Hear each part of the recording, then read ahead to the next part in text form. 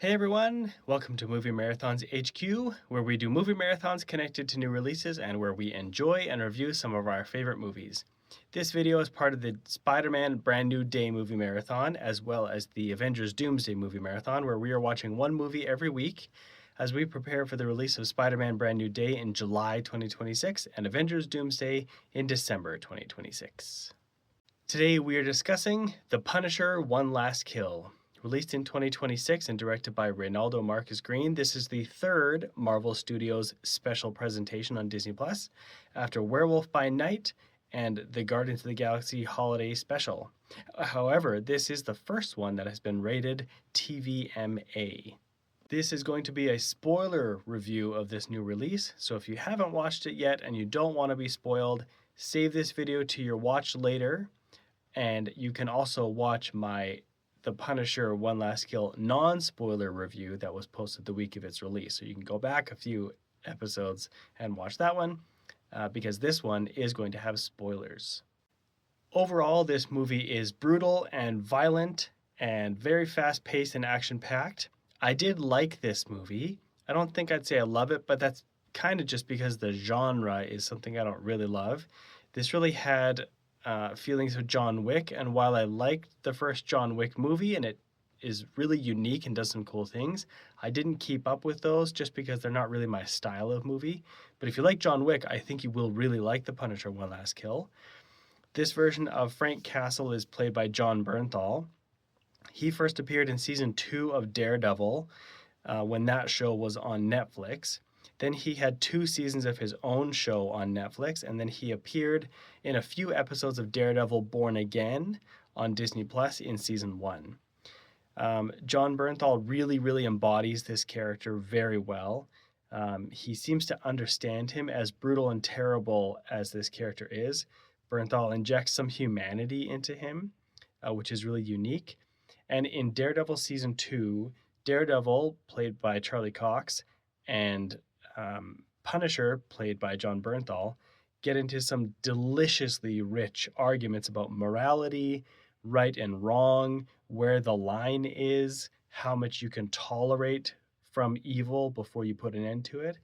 It's really good stuff. So if you haven't watched those Daredevil shows, I really recommend those. And then the Punisher TV series is also very interesting. Season 1 and 2 are quite different, but they do some really cool stuff.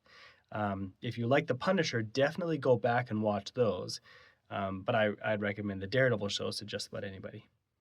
For positives, I would mention the casting, which I sort of already talked about, but also the performance by Jon Bernthal in this movie. Another positive is the length. It's about a 44-minute movie, and half of that is setup and half of that is brutal, gory action, which I think plays into its strengths, even though I would have liked a little bit more, to be honest.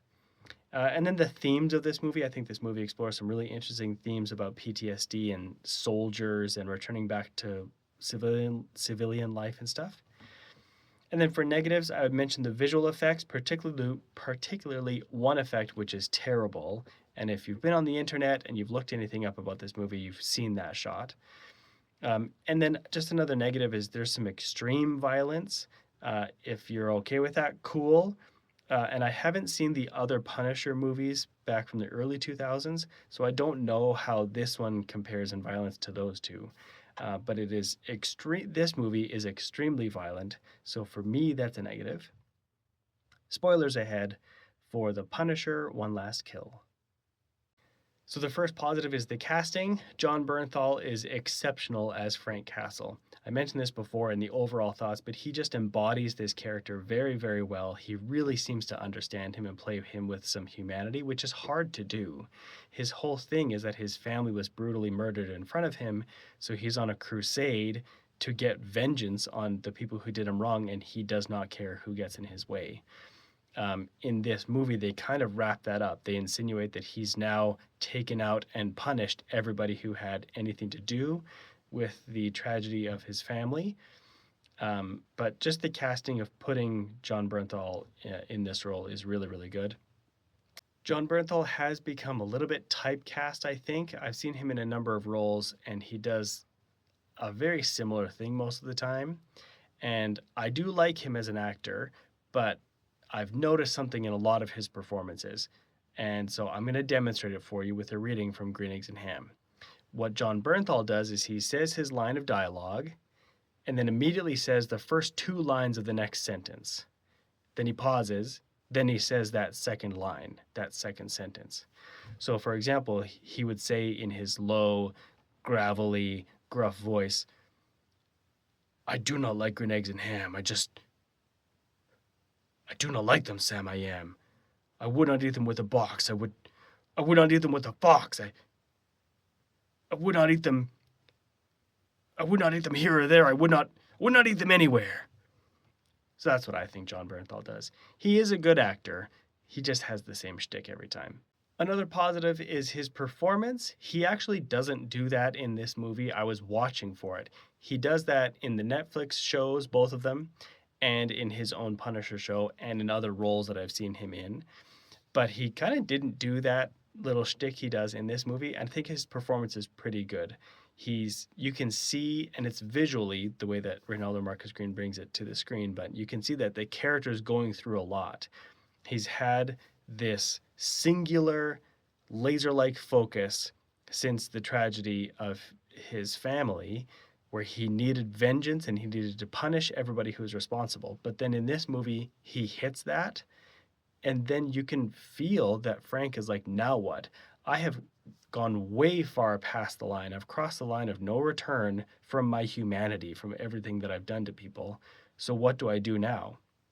And so his performance, I think, captures that. He's not just a brutal killing machine. He really does have a soul, as twisted as that soul has become.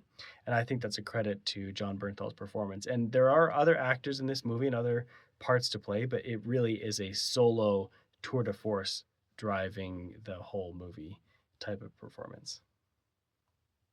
And then the length of this movie is pretty short, like the other Marvel Studios special presentations. Those were not that long. They were both under an hour and were about 45 minutes, and The Punisher One Last Kill is the same.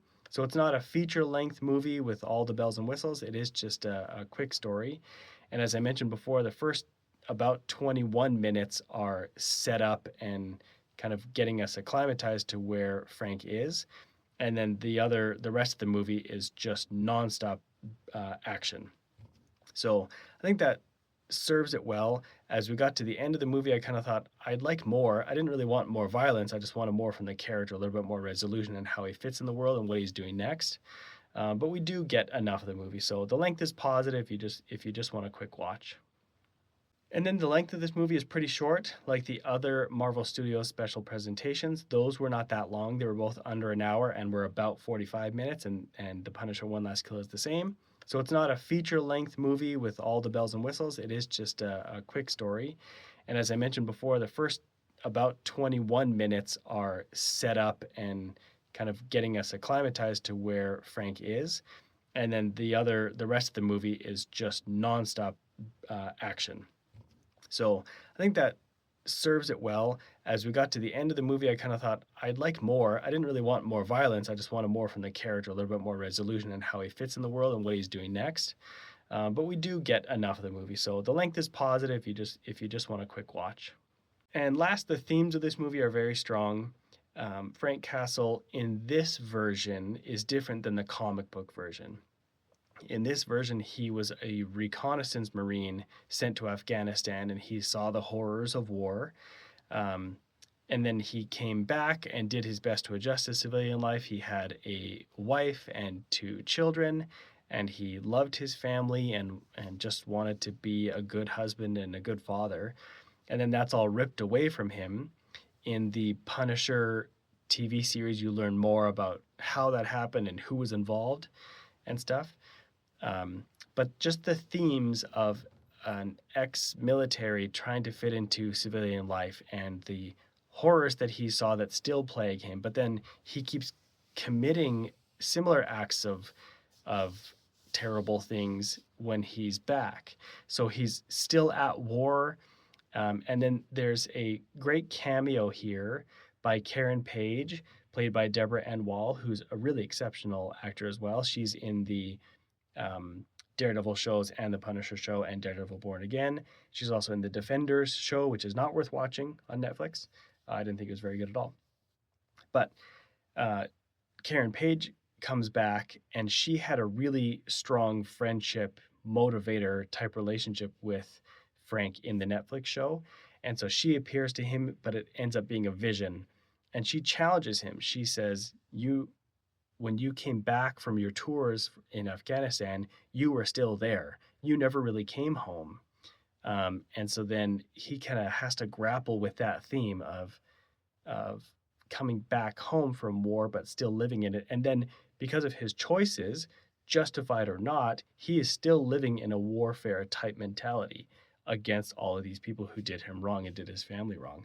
So I just think there's very strong themes here about post-traumatic stress disorder and anxiety and fear and hopelessness and all these things that are explored. It doesn't get super deep into them because it is just a 45-minute movie. But I think the themes that they did touch on had some weight and were worth exploring, which is pretty cool. And then for negatives are the visual effects. There are some good visual effects, and there's a lot of practical effects because there's a lot of blood and a lot of gore and a lot of terrible things, and you can tell that lots of it was practical. But there's a scene where it looks like a literally unfinished scene was kept in the movie. And if you've seen anything about this movie, everybody agrees with this. But there's a cool point where Frank is on a rooftop and he's cornered and he gets a gun and he jumps and does a spin backwards and shoots a guy, which looks cool. But then he falls on like a rooftop air conditioning unit and it looks like a video game cutscene. Not only that, it looks like a bad video game cutscene. It's very strange. The way he falls, the way he hits, the way he moves, the way the thing buckles under him, all of it looks really terrible. So that shot stands out so much that you have to put the visual effects in the negative category, even though there are some other positive visual effects. And the last negative is just the extreme violence. I know going into a movie called The Punisher: One Last Kill, it's going to be violent. I'm not surprised that it was violent, and I'm not surprised that it was as graphically violent as it was. It's still a negative for me. There were some really gruesome things that Frank did to the bad guys.